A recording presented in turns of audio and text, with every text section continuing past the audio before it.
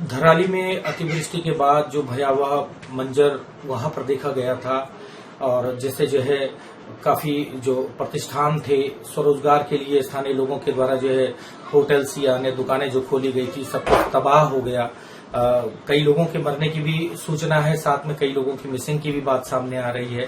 हालांकि प्रशासन के द्वारा रेस्क्यू युद्ध स्तर पर जारी किया गया है और उसी के चलते जो है तमाम जो वहां पर फंसे हुए जो लोग हैं उनको एयरलिफ्ट किया जा रहा है। और उसी परिवेश में हमारे साथ हैं भूपेंद्र जी, जो कि स्थानीय हैं धराली के ही और वहां के व्यवसायी हैं।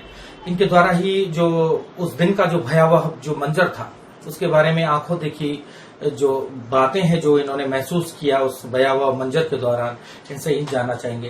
भूपेंद्र भाई, क्या रहा उस दिन, किस तरीके से जलजला आया? ज्यादातर तो उस दिन मौसम हल्की बारिश थी और सामान्य था और जो रेगुलर जो पानी बहता था वो भी ठीक था, लेकिन अचानक से पता नहीं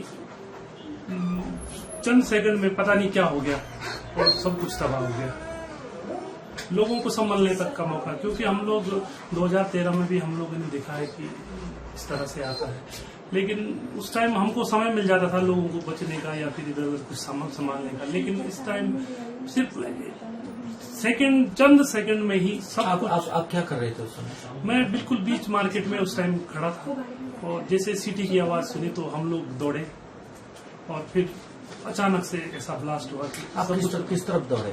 मैं मार्केट सेंटर से उत्तरकाशी की तरफ जो है, जो क्योंकि पहले भी जो 2-3 बार जो ऐसी फ्लड वगैरह आया था तो उस तरफ हम लोग सेफ समझते थे कि इधर जाना है, लेकिन उस तरफ ही आया और लोगों को संभलने का भी मौका नहीं मिला। हम 2-3 सेकंड का ही जो फासला उसमें हम लोग रोजगार क्या था आपका? रोजगार हम लोगों का वैसे कृषि का ही था, होटल वगैरह का व्यवसाय भी था। मेरा ही नहीं, पूरा गांव इससे जुड़ा हुआ है।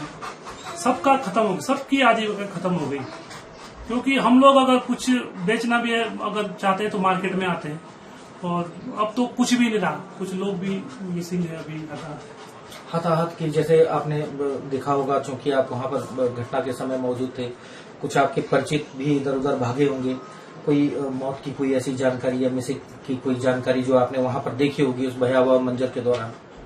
कुछ लोग अभी जो 8 से 10 लोग हम जो स्थानीय हैं, जो लोकल लोग हैं और लेबर बिहारी और नेपाली मजदूर हैं जो शायद 30 से 40 हो सकते हैं।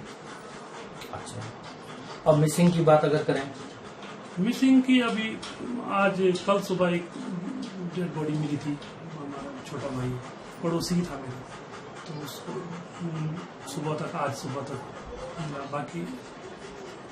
अच्छा, कॉटेज जो आपके कॉटेज थे उसमें भी क्या मतलब कॉटेज पूरी तरह खत्म। पहला अगर वो फ्लड अगर सीधा जाता तो शायद और लोग गांव की तरफ जाता तो ज्यादा शायद हो सकता है, संख्या ज्यादा भी हो सकती थी।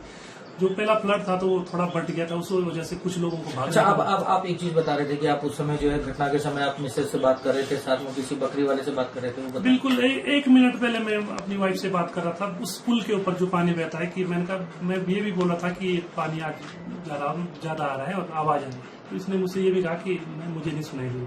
उसी 2 मिनट पहले मैं जो बकरी वाला है उसके ऊपर जहाँ से ये फ्लड आया तो उसको मैंने बोला भी कि मामा जी ऊपर से, उसने कहा ठीक है, ऐसा कुछ चौड़ा है काफी। तो उसके वाइफ से एक मिनट बाद ही सीटी की आवाज आई, एक पानी का वो आया और फिर ब्लास्ट हुआ। फिर हम कुछ पता नहीं लगा कुछ क्या। अच्छा, भगवान की भी कृपा बता रहे हैं कि कोई मेला था, आप लोग पूजा अर्चना इत्यादि कर रहे थे? बिल्कुल, हमारे इष्ट सोमेश्वर और कल्प केदार की भी कृपा है, क्योंकि ज्यादातर पुजारी हमारे जो मुख्य पुजारी था हमारा और जो स्थानीय लोग थे ज्यादातर नीचे मंदिर में रहते थे। उस दिन पता नहीं क्या कृपा हुई ऐसी कि कोई घर की तरफ निकला, कोई दाएं बाएं था, तो उस वजह से भी बच। चलिए, तो ये आप बीती बताई है भूपेंद्र जी ने, जो वहाँ के स्थानीय निवासी हैं और घटना के उस भयावह मंजर को झेल चुके हैं। हालांकि सकुशल यहाँ पहुंच चुके हैं, एयरलिफ्ट इनको किया गया, इनका परिवार यहीं उत्तरकाशी में रहता है। तो जो एक स्वरोजगार को लेकर, हाँ कुछ कहना चाहेंगे? बाकी सरकार से या प्रशासन से ये निवेदन है कि लोगों को राहत पहुंचाए। सब लोग पीड़ित हैं, ऐसा नहीं कि मैं पीड़ित हूँ, सबका रोजगार छीना है। जी बिल्कुल। तो इनका कहना है कि सरकार जो है वो जितने भी प्रभावित हैं सबको वहां पर जो है राहत पहुंचाई जाए। स्वरोजगार को लेकर के इन्होंने जो एक कदम आगे बढ़ाया था वो पूरा नेस्ता नाबूद हो चुका है, पूरा तबाह हो चुका है। यानी कि आजीविका का जरिया कुल मिलाकर के कुदरत के इस कहर में खत्म हो चुका है। अब जरूरत है तो इनको दोबारा से खड़े होने की, वो स्वरोजगार की दृष्टि से हो या इनको आपदा राहत राशि के तहत इनको जो पुष्ट किया जाना है जिससे ये आगे अपने जीवन यापन कर सकें।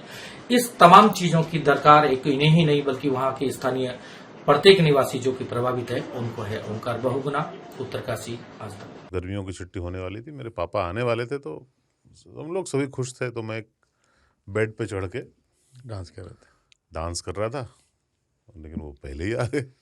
फ्रीज। तो मैं उस समय तो कंटिन्यू नहीं कर सकता था ना, तो फ्रीज फ्रेम टाइप का हो गया। कसम पैदा कर